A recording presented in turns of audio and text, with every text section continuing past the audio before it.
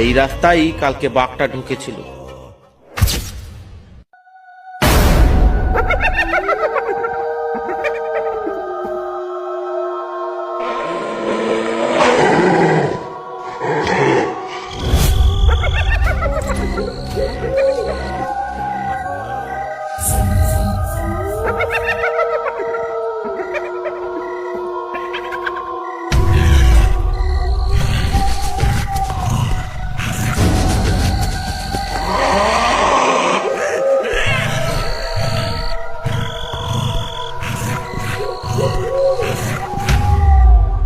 ওই দেখ বাদল, আজ আবার হাইনা ঢুকে পড়েছে গ্রামে। পালা পালা।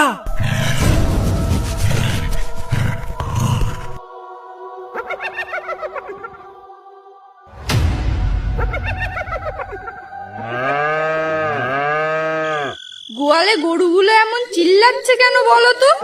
ওই দেখো, কেউ মনে হয় হাসছে। চোর ঢুকেছে মনে হয় গোয়াল ঘরে, বুঝলে, আমাদের গরুটাকে চুরি করতে। তুমি যাও তো একবার দেখে এসো তো। সাবধান সাবধান সাবধান, গ্রামে হাইনা ঢুকে পড়েছে আবার। গ্রামবাসীরা সবাই আজ রাতে খুব সাবধানে থাকবে।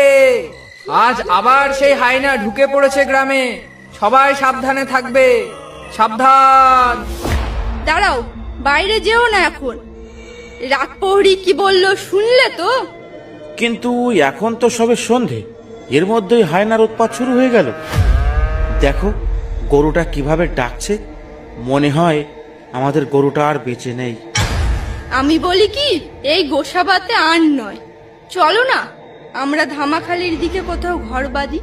আমার না তোমাকে নিয়ে খুব চিন্তা হয়। এমনিতেই সুন্দরবন বাঘের দেশ, তারপর আবার হাইনার উৎপাত। আরে তুমি চুপ করো তো রিনা, আমি জন্মেছি সুন্দরবনে আর মরবো সুন্দরবনে।